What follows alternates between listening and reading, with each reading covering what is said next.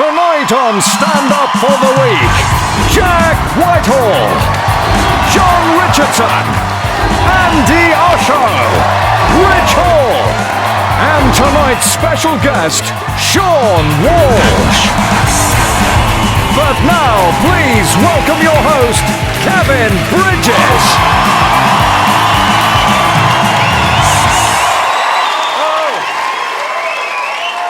Hello and welcome to Stand Up for the Week, the show featuring the country's top comedians giving their take on the week's news, and it's been a good week. A lot of funny stuff happening in the news this week.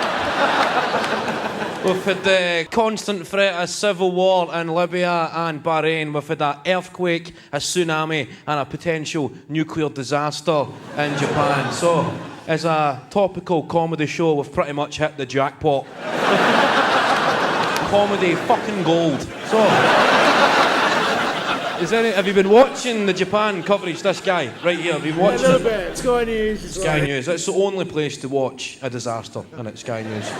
They know how to do a catastrophe. Sky News. You turn it on, and they've got reporters and cameras right in the face of the devastation, interviewing people in the heart of the carnage. And then you turn to somewhere like Channel 5 News. Well, welcome. You join us live from the Stoke Newington branch of Yo Sushi.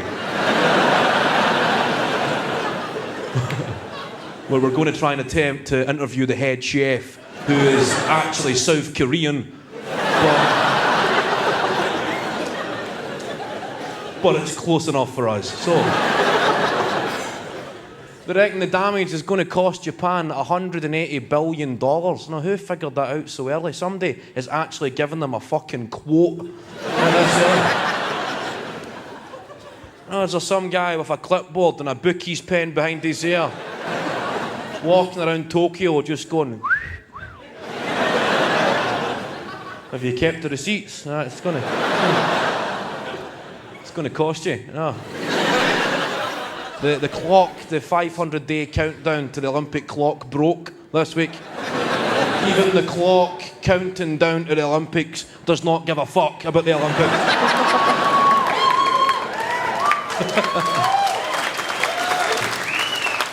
I prefer the Olympic Games when it's abroad, when there's a time difference. And there's nothing better as a man when it's 3:30 in the morning and you're watching the women's beach volleyball.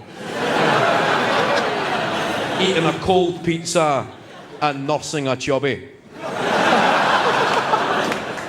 You know, if you do that at 3:30 in the afternoon, you're going to get the sack, aren't you? Olympic tickets went on sale. Are we excited about that in London? Anybody from further afield? This guy. Further afield. Where are you from? Swansea. What's your name, Swansea guy?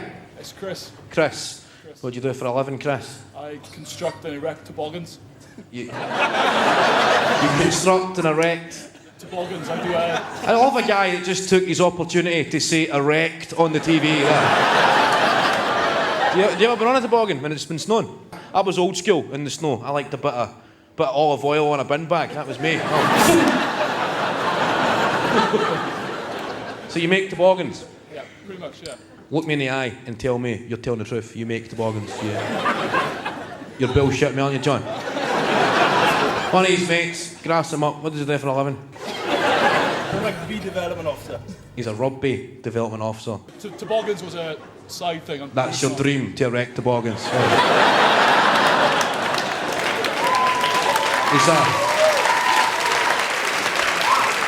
He's a rugby development officer, but a rugby development officer with a bit of hope in his heart that one day he can build a toboggan. How you doing? The guy there, what's your name? Lawrence. Lawrence, of course it is, Lawrence. Of course. The stench of wealth is overwhelming from this guy. You've knocked it off the lady with these four, eh? 4 guys and 1 girl.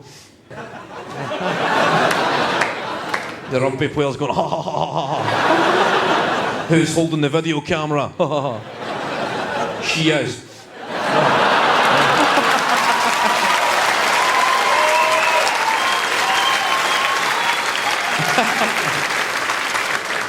It's time for a look at this week's celebrity news of our very own heat-reading comedy missile. Give it up for the wonderful Jack Whitehall.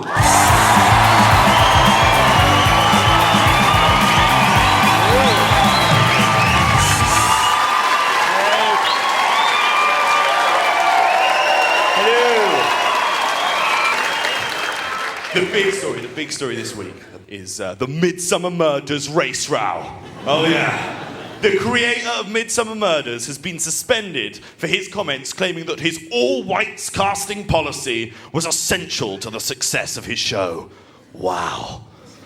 The way he's talking about it, anyone would have thought ITV are trying to force him to rewrite it like the fucking Wire. It's like, all they want is like one black character, a Chinese guy in the back of shot, that's all they need. It's not like they're trying to force him to recast DCI Barnaby with Eddie Murphy. Quickly, you have to come. The bastard's thrown himself from the top of the bell tower. Get the fuck out of here.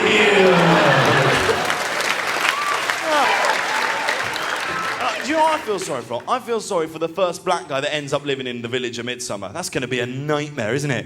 Every time there's a murder, being the first person called into questioning.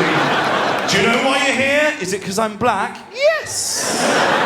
Where were you when the murder was committed? In a cell, not being charged for last episode's one. What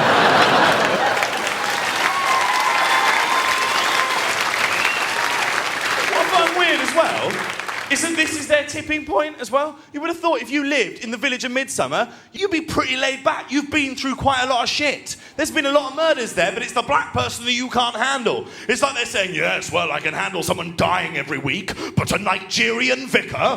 What's that going to do to house prices? Bring out the Wicker Man. We'll burn the village's homosexual whilst we're at it. But he's your son, Douglas. He was, Nancy. Also, if the black guy had committed the crime, it would be impossible to find him because there would be no witnesses, because people that are that posh find it impossible to describe black people. No, it's true. Like my mum, all right? She's quite posh, sort of middle-aged white woman. She finds it impossible to describe any of my black friends. It's ridiculous. She will describe literally everything else about them before she describes their race. She's like, yeah, that friend of yours, you know the friend of yours, the tall one, the very tall one. It's very tall. You know the one with he's got feet. He's got 2 feet. You know, the one that's got 2 feet is very tall, very dark hair. The dark-haired one, the tall one with the feet and the dark hair. You know the one that I'm talking about, Mum. You're gonna have to be a little bit more specific. Come on, Mum, spit it out. He's a black man. Anthony, Mum. Yes, Anthony. Where's he living now? Unlike you, Mum, in the 21st century.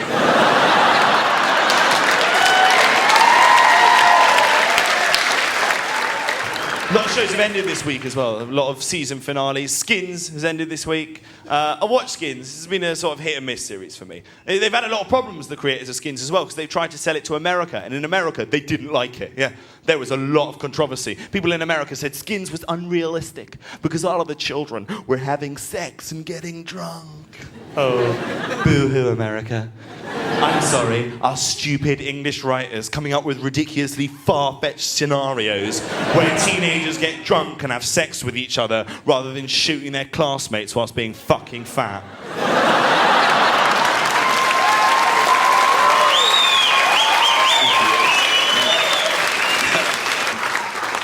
This week also saw the end of one of my favourite shows, Take Me Out. Has anyone watched Take Me Out? Oh.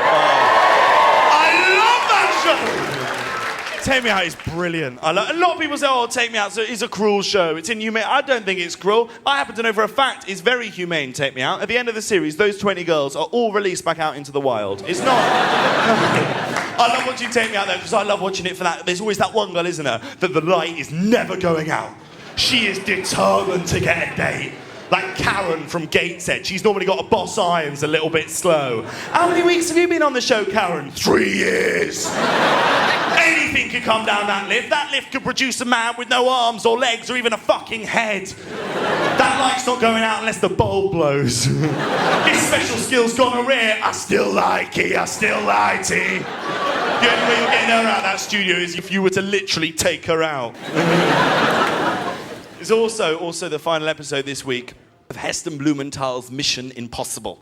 Yeah, he's been performing impossible missions. He's created a hot dog for a cinema chain, shepherd's pie for British Airways, and a ready meal for the British Navy. Right, not really Mission Impossible, is it? That show should be called Mission Entirely Feasible. And a culinary Mission Impossible would be trying to get Victoria Beckham into a Greggs. Or Eamon Holmes out of one. That's a Mission Impossible. The stuff you're doing is not impossible. I've been to his restaurant. I went for my birthday. I got really excited. It's ridiculous. It's complete bullshit. He's one of those annoying chefs who refuses to serve anything on a plate and then just dresses it up with stupid fancy language. Like he brings you something like, this is sounds of the ocean. It's fucking sushi on a brick. No, you have to put in an iPod and listen to the sound of waves. I tried to keep the iPod so I could drown out the bullshit that the waiter was spouting me about every other fucking course. Our next dish here is called Mad Hatter's Tea Party. Within your mug is a sachet of dreams, onto which you pour boiling water, which will create a bubbling broth to evoke the memories of childhood. It's a fucking cup of soup!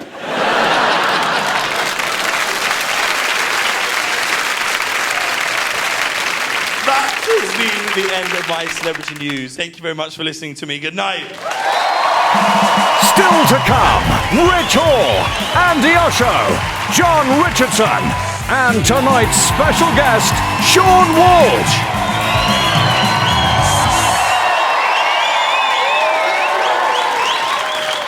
Welcome back to Stand Up for the Week. Are we having a good time?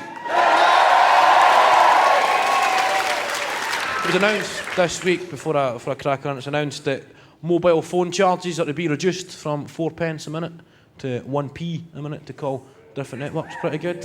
Pretty good to anybody who's still on pay-as-you-go. It's quite good. What kind of phone have you got? The guy there. An iPhone. iPhone. Any good apps? Loads. Fake calls. What's that? Fake calls. Fake calls? Yeah. What does that mean? Oh, you kid on... If you're on a date, people will call you, and then that way you can get out of it. Does anybody know there's a service for this? How does it know when you need a fake call? You set a time. You say, so you're presuming the date's going to be a car crash? What a bitch. Right, so you're... I'm trying to think. So what happens? The phone rings and then the rest is up to you. Yeah, you pretend. You basically say, home is phoning me, and so home will come up in the photo. All right. It's real. Well, so it looks real. All right, you don't need an app for that. I've got a thing called Friends to use. Just text your mate.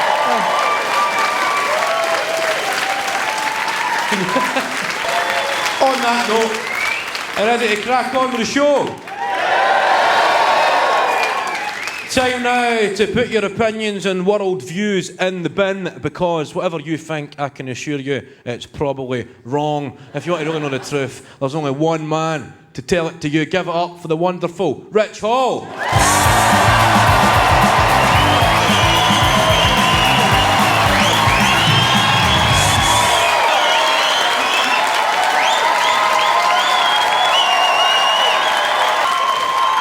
Thank you. My job on the show is to make light of the big news story of the week.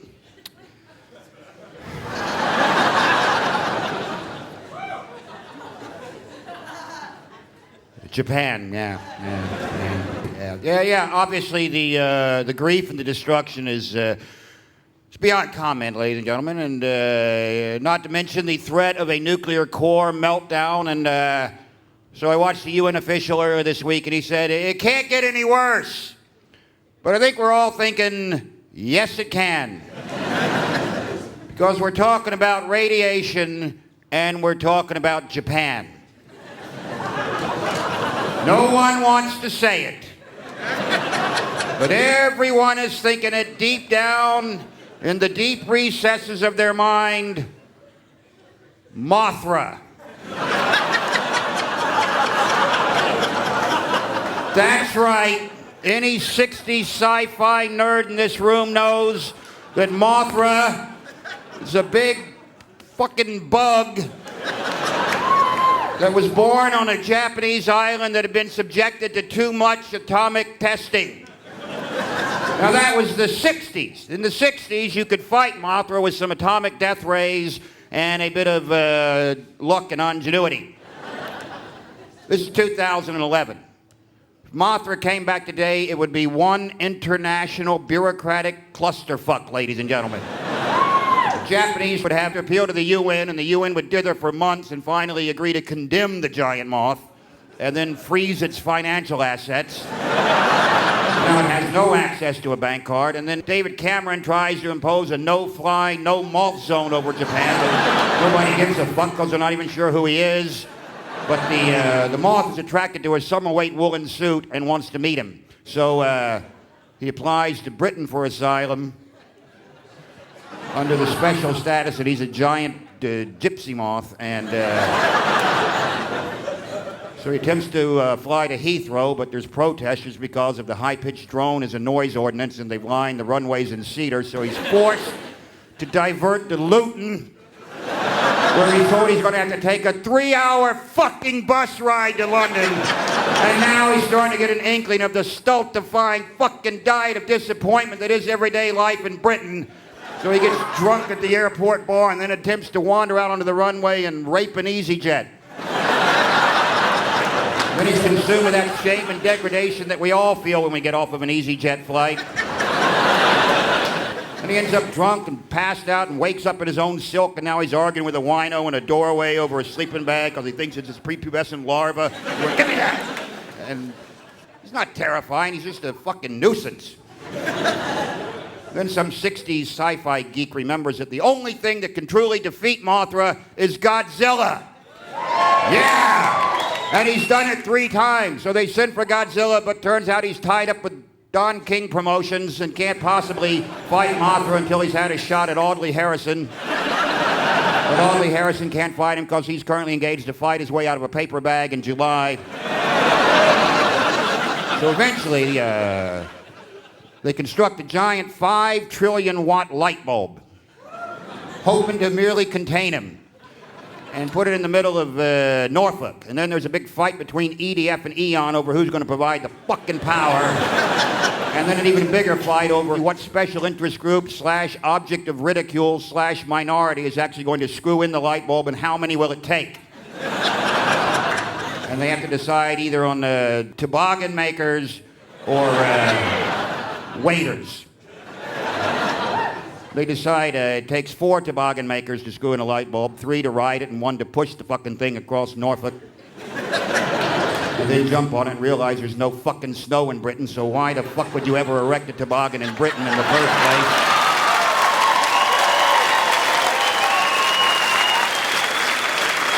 There he is. My point is this, ladies and gentlemen. If you're going to construct a nuclear power plant, you ought to consider not building it over a geothermal hot plate called the Ring of Fire, all right? Take Britain's example. In Britain, we build nuclear power plants where the people are already mutants.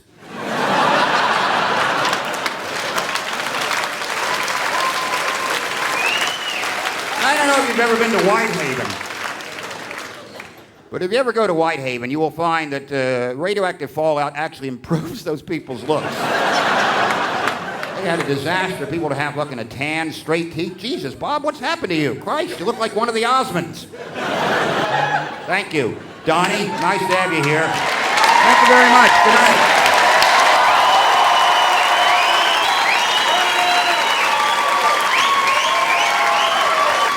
Give up for Rich Hall.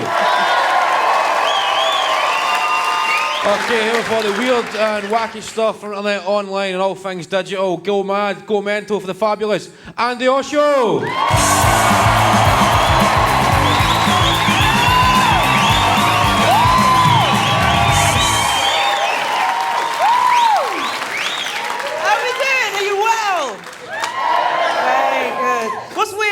This week. Well, you know what it's like when you find like fun clips of like really cute kids on the internet, and they've uploaded something on YouTube. Well, this week I found something from this really sweet 10-year-old boy called Andrew. I'll just show you a little picture of Andrew first. This is Andrew.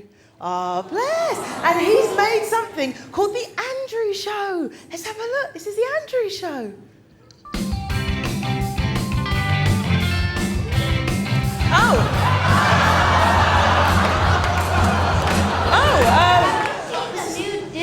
Princess movie? No. It's called The Princess and the Frog. The princess is a black, so that is good for all the black kids out there. But the prince is white. It is all about how race mixing is good. But race mixing is wrong. And all the people mix all up, there won't be any more white kids. So don't race mix.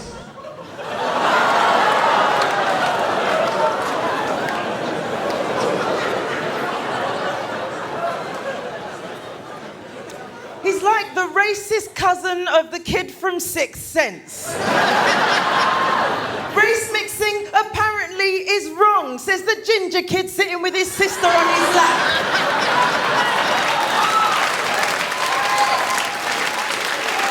If there was ever an argument for widening the gene pool, it's these two dickheads, isn't it? It's amazing. This is from a genuine channel. It's a white supremacist channel called White Pride TV. They've got other shows on the channel as well. They've got Coach Trip. Obviously, all the black people have to sit at the back. Postman Pat and his completely white cat. And then they've even got their own version of X Factor. We've got a little clip of it here for you.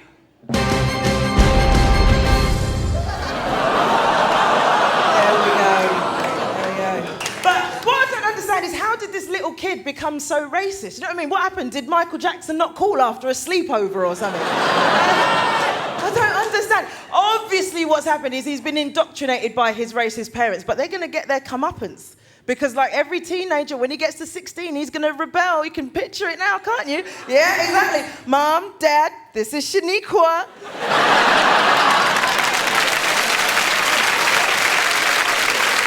Little Tyrese. Yeah. So, this week's hot app is something called Skyver. Now, basically what it does is it creates excuses to get time off work and then texts your boss. So, yeah. Ooh. But how lazy do you have to be to need an app to call in sick? You're getting a day off. The least you can do is haul yourself out of bed and make the call. Do you know what I mean? Like, and also, what boss is going to believe an automated text message? Andi will not be coming in. He or she will return to work on Wednesday, Thursday, Friday, June. But the thing about calling in sick, I don't know about you, but I feel quite nostalgic about it. It's a tradition. It's a ritual. There's a ritual to it. Prep for the phone call. Obviously, telly off. Right? Everyone knows sick people don't watch telly. We all know that. And then don't let yourself wake up too much as well, because then you've got the croaky voice, haven't you? Got to have the croaky voice. Everyone does the croaky voice. Yeah. Yeah, I'm not coming in. Yeah. And you do the croaky voice, whatever's wrong with you as well, don't you? Like, yeah, broken leg, yeah. It's true, so true.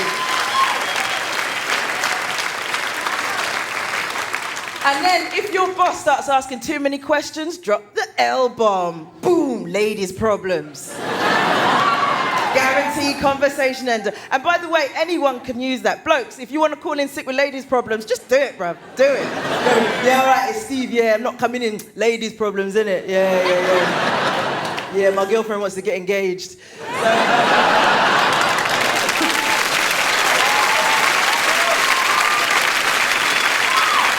okay, that's been my week in the digital domain. I've been Andi Osho. Thank you very much. Good night. Still to come, John Richardson. And tonight's special guest, Seann Walsh.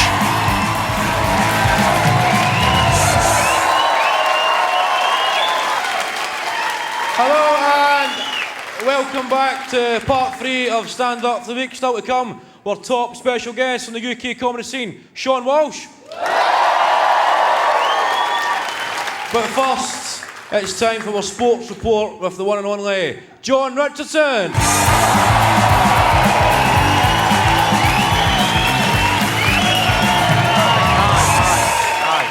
Hi. Very kind. Hello, how are you? Sports. Big week for sport this week, wasn't it? Cheltenham Festival's going on and everybody's talking. Yeah, can't shut up about it, can you? The old Cheltenham Festival. Oh, Cheltenham Festival this, Cheltenham Festival that. Did you hear the story about John McCririck? He was found in one of the stables interfering with one of the horses, rubbing its cock against his sideburns. Did you not hear that? Right, it's total bullshit, I just made it up. You got to, haven't you? Because nothing interesting or remotely amusing has ever happened in the history of horse racing. It's the most tedious, rich people in a field throwing money at a horse, drinking Guinness for a week. It's such a tedious sport. I know, yeah, have you got a tip for the 3 turns here? I'll give you a tip now that will last the rest of your horse racing career. The race will be won by a massive horse with a little angry Irish bastard on its back. Get faster, you pickle, go fast! That's all it is, right? And Tony McCoy is the sports personality of the year, right? Are you excited by that? He doesn't do anything. And in his speech, he thanked, like, trainers. He thanked, thanks to the guy who trips the shit out of the stables and the man who brings the milk from my dairy. He didn't thank a single horse. Not one. He goes, do you want to thank any horses? Nah, fuck the horses. Fucking horses. That is like me jumping on Peter Crouch's back before a Tottenham game and then coming off going, do you see me score them 2 goals? I was fucking amazing. The one story from the whole Cheltenham Festival broke through into major news this week, and it was the shoes that women are wearing. We've got a picture of them here. These are the shoes. They're weird, aren't they? I don't understand that women will happily wear them, but if I try and put a saddle on one of you, wriggling about, kicking off about it, you can barely get the bit between your teeth by the time you've finished. How could you possibly have sex with a woman wearing one of them without feeling like you were banging Mr. Tumnus? I can't even watch Lion the Witch in the Wardrobe now without getting a boner. Anyway, enjoy having a look at them now, because I think they'll be banned next week, because a woman, she was wearing a pair coming back from the bar, she fell over and sprained her ankle and they shot her. Dreadful. It's the only men who are aroused by women dressed as horses are footballers, and that's just because they think that is the plural of whore. It's a clever one. It's a clever one. I'm going to bang one whore or several horses. I am decided. Yeah. See, also in the news this week, apparently there are 12 gay players in the Premier League ready to come out, but none of them wants to be first, so they're all going to wait and do it together, right? Which is... 12 is a funny number, isn't it? Because there's a chance. It's remote, but there's a chance they all play for the same team. And there'll be like this Uber Camp Spartacus moment where Gloria Gaynor will get piped in, they'll go, I actually like this. And they go, I like this. I like this. I'm coming out. I really hope it's Arsenal. If they're all gay, I hope it's Arsenal. It's quite Why did you whoop? Because I'm a Spurs fan. Because you're a Spurs fan, right. I mean, you've taken the homophobic angle there. I sort of meant I hope it was Arsenal because they're the best team to watch in the league. And you can't dispute that. You can't... If you're a Stoke fan, all well and good, but you play shit football. You can't... Arsenal are the best team. And if Arsenal were all gay, you'd have a change that being gay... What was that? Newcastle. Funny team, aren't they? The season they got relegated was the best season there's ever been. Just because of the Geordie accent.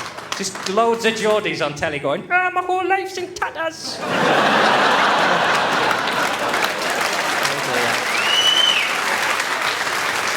I know it's tragic for you, but do keep talking, because it's frankly hilarious. I can't cope when there's trouble at the club. Do you mean the Grove? Anyway, I don't like that. If all Arsenal were gay, the phrase gay would come to mean simply able to go round a man and complete a decent pass.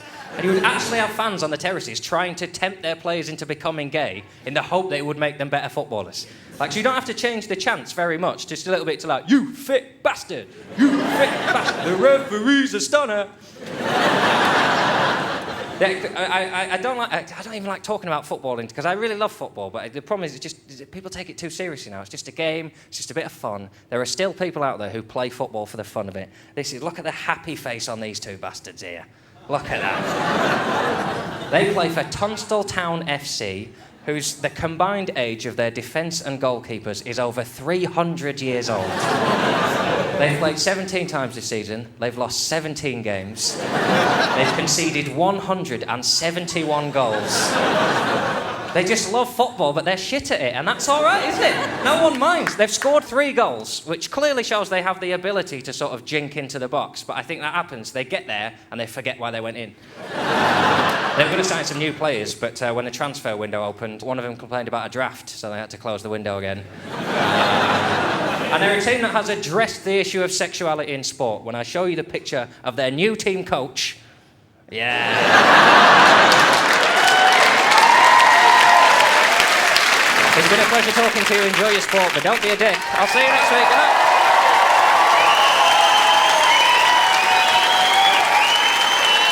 John Richardson! Okay, as always, on Stand Up Week, we've got our top headline act to close the show, picked from the UK comedy scene, one of my favourite comics. Give it up for the sensational Seann Walsh.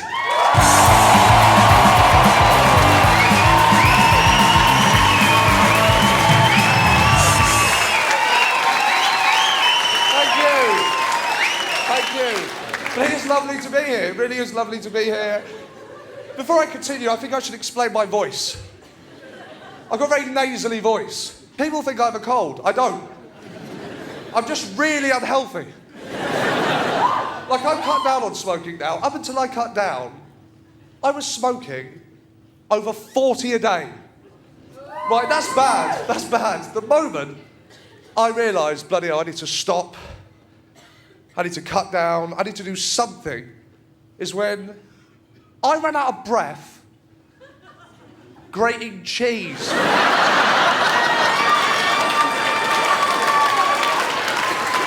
I'm fucking out. I'm dying here.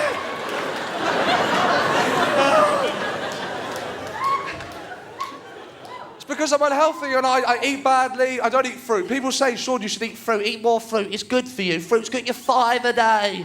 Fruit's good. Get you 5 a day. Fruit's good for you. Fruit's shit. I hate fruit. I don't think anyone actually likes fruit. That's why they can sell it outside the shop. That's how shit it is. No one's gonna nick it. And then you walk past, you see it, you think, I could grab that. No one's looking. There's an orange. I could really grab that. Oh, fuck, it's shit. It's not working. Imagine that was McDonald's. Fuck off.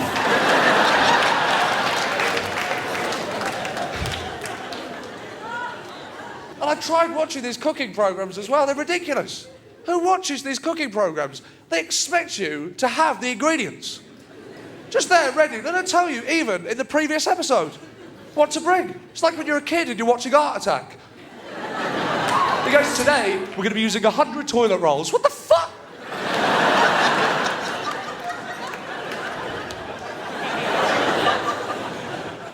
I want a cooking programme for people that actually don't know how to cook.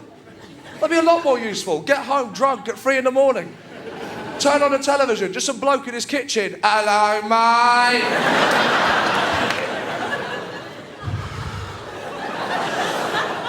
Welcome to the cooking programme. Basically, I've put some sausage rolls in the microwave.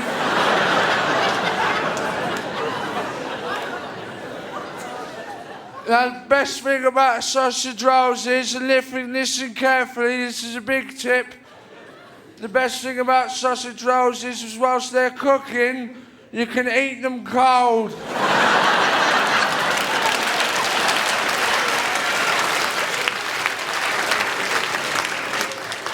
Join me next week and bring some sausage rolls. We're obsessed with health, aren't we? And fitness as well. People have gone mad for fitness. Even computer games today are designed so that you actually have to do the thing. I don't want to do the thing. I want to sit down and eat pizza. I'm running around the living room going... People go on about how it's like the real thing as well. Like my friend Dave brought round the Nintendo Wii, so it's like the real thing. Look, when it's tennis game, it's like the real thing. Look.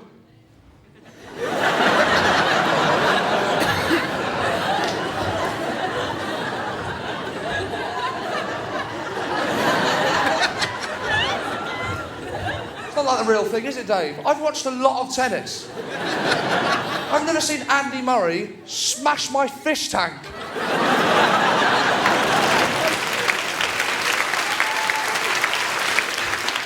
prefer the old consoles, like the Mega Drive. Yes. Those were the days when something didn't work, you blew into it. God, look, it's fucked.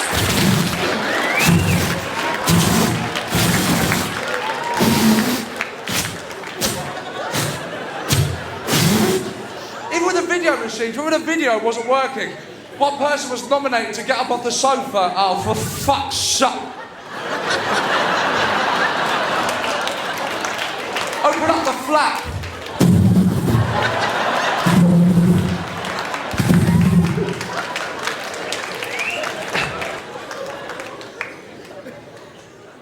They know this as well. That's why as technology's evolved, you have to blow less when it's broken. Hey, DVD. Sorry. Quality. HD. My favourite game on the Mega Drive was Mortal Kombat. This was brilliant. The difference between this beat-em-up and any other beat-em-up was you didn't just beat your opponent until he died. You beat him into a coma.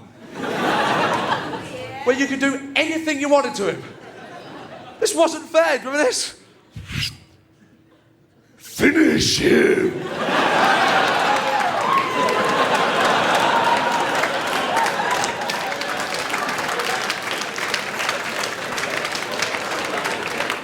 This gave you about 10 seconds to type in this secret combo that would kill your opponent in spectacular fashion. The problem was, no one knew the secret combo. So all that happened is we'd finish him. You had one bloke on one side of the screen, just going, I am fucked. 10 yards down the other side of the screen, your guy just going, I don't know what...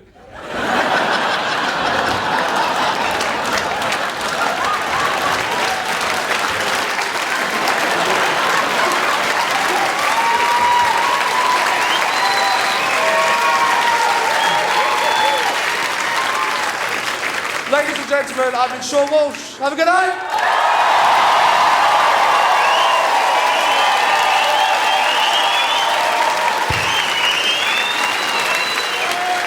Give up for Seann Walsh.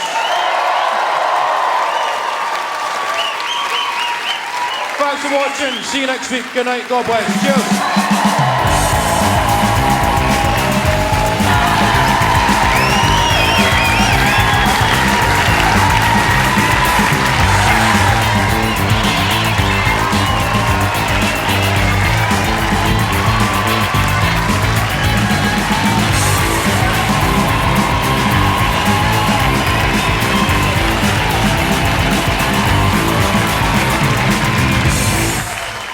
Day.